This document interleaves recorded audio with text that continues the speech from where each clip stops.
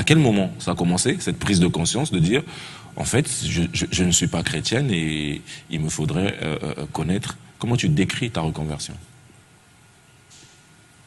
Bon, c'était pas facile. Là, il faut le dire, ce n'était pas facile du tout, du tout, du tout. C'était un combat dans moi-même. C'était vraiment un combat dans moi-même. J'avais des contrats, j'avais des concerts à faire, j'avais des choses à faire.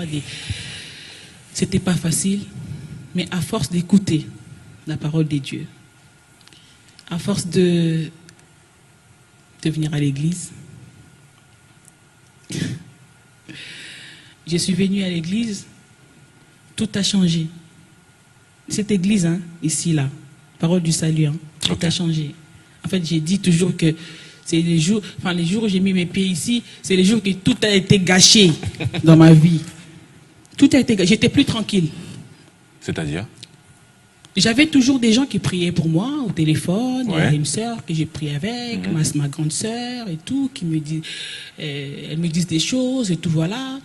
Et ça faisait quelque chose aussi dans ma vie, mais il n'y avait pas un changement. Il n'y avait pas un changement. Enfin, il n'y avait pas un changement.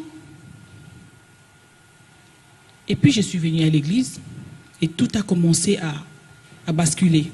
Je fais ça, ça marche pas. Je fais ça, ça marche pas. Je fais ça, ça marche pas. J'étais plus. En fait, j'avais pas. Je n'avais pas la paix. Oui. La paix que j'ai manqué là quand il y avait la gloire et tout. Ouais. Ça s'est empiré. C'était encore. Je vois que les choses. Je suis en Europe. Je peux faire des concerts, je peux voyager, je peux faire des choses et tout, voilà. Mais tu n'es pas à l'aise. Tu n'es plus tranquille. Tu n'es plus tranquille. Jusqu'à ce que tu rencontres quelqu'un qui te donne vraiment le vrai amour. Mais la paix que tu ne peux pas manger là, mais c'est comme si tu es rassasié, c'est comme si tu as... Tu n'étais pas calme. Pardon? Tu n'étais plus calme. Je n'étais plus calme. Oh, il fallait que je pouvais venir à l'église, je viens à l'église et puis je dis un jour je viens pas, je dis je vais aller jouer. Pour moi, j'étais vraiment chrétienne, j'étais là, je viens prier Dieu. Je viens prier et que les choses marchent. Ok, Marianne, nous sommes dans Raconte. Alors dans Raconte, il y a des images et il y en a une qui est ici. Tu la vois? C'est bon? Oui, c'est moi.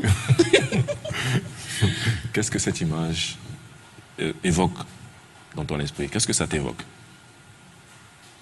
Ça évoque quoi? Ouais.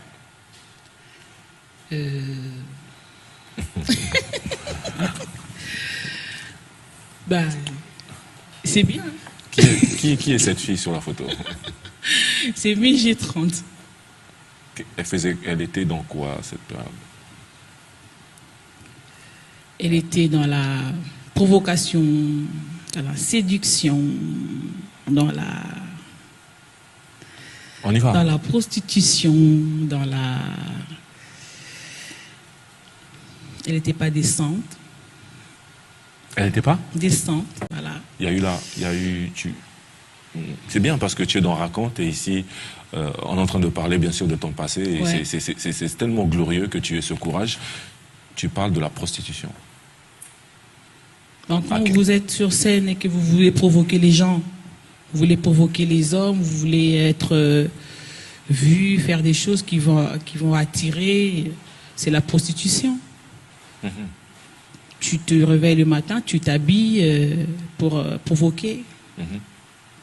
Ou tu fais un geste, des gestuels, ou des clips calculés pour... je sais que cette partie-là, les gens vont rester captivés sur ça, là. Ouais. Pour provoquer. Ok. Mais tu cites Maria. Maria, tu cites la provocation, la prostitution, plein de choses. Est-ce qu'il y a eu aussi la sorcellerie, les fétiches, les magiciens, les marabouts, toutes ces choses-là? On m'a amené dans plein de choses. Voilà, parce que j'avais toute une équipe, entourage et tout, les amis. On m'a amené dans beaucoup de choses. On te dit que tu te protèges On te donne des choses qui vont te protéger contre les attaques des autres. On le présente comme ça? Oui, parce qu'il y a des choses qui vont te protéger. On te donne, par exemple, l'eau, tu mets là, tu te laves avec, ou tu...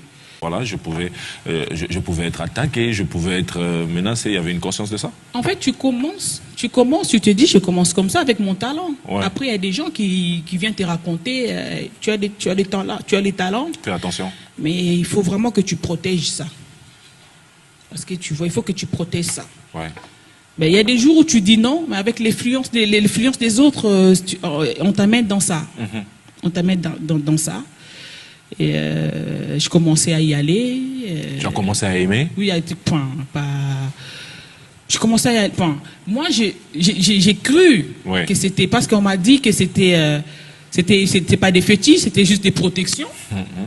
Et quand la petite histoire, je vais chez les gars, il fait des trucs. Et quand je rentre dans ma voiture, je démarre, j'ai commencé à aller. J'ai ma Bible à côté. Hein. Je mets la musique chrétienne, je commence à chanter. Je dis, c'est bien, je viens, Seigneur, c'est bien, fais en sorte que les choses que je viens de faire. Non, mais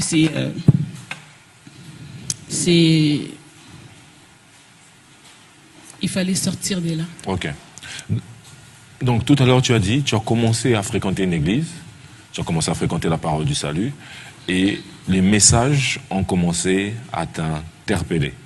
Les messages ont commencé à te donner peu de tranquillité. Tu t'es commencé à te dire peut-être que la vie que je menais n'était pas la bonne.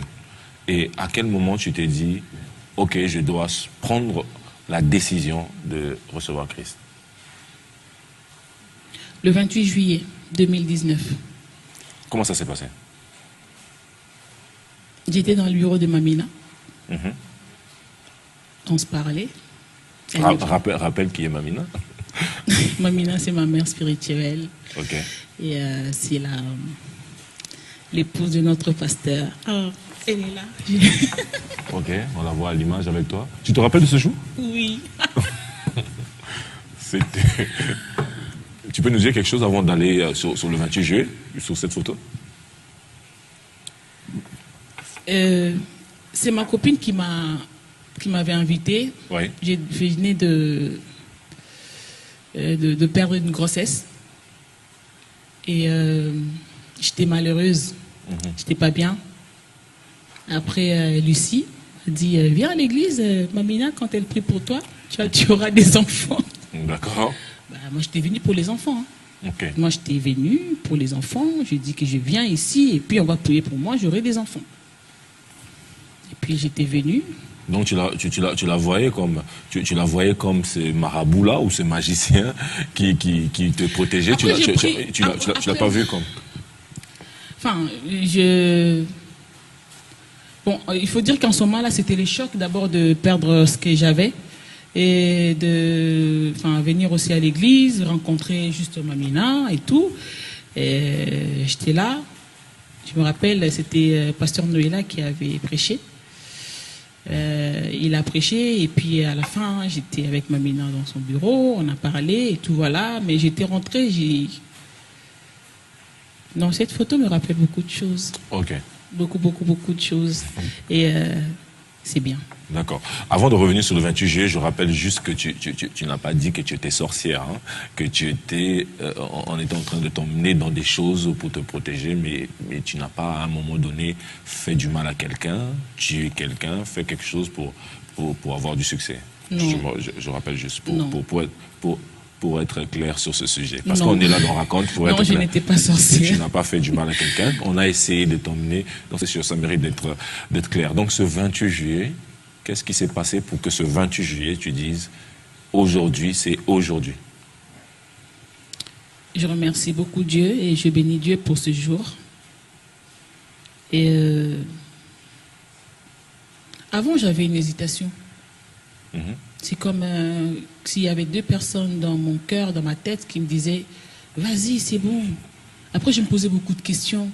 Je me disais « Comment je vais faire? Je suis en France, il y a beaucoup de choses.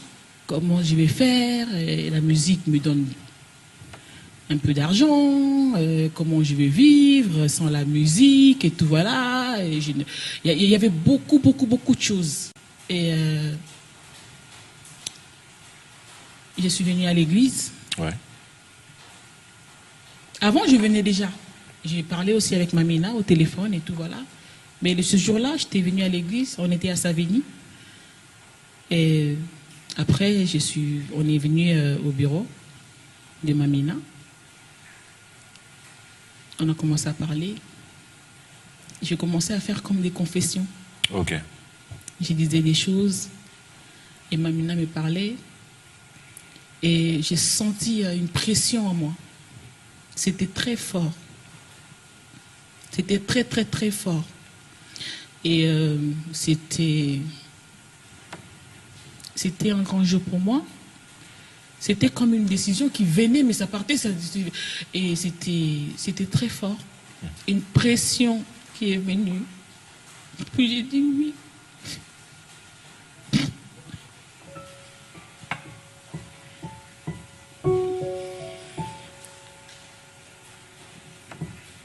Nous sommes le 28 juillet dans ce bureau. Quelque chose est en train de changer dans ta vie. Tu es en train de comprendre cette émotion. Et depuis lors, ta vie a complètement basculé dans autre chose. Tout a changé. Tout a changé. Tout a changé et j'aurais dû répondre plus tôt à ça. J'aurais dû depuis longtemps répondre plus tôt à ça.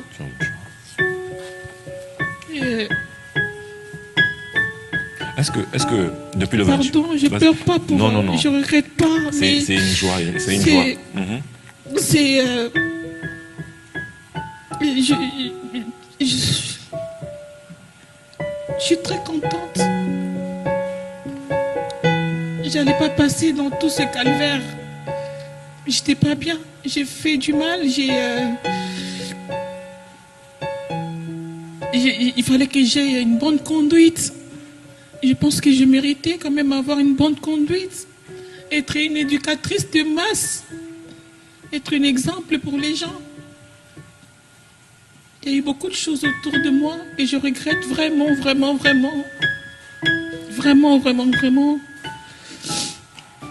Je demande à toutes ces personnes que j'ai pu faire une réaction et tout, de me pardonner pour ça. Je suis désolée.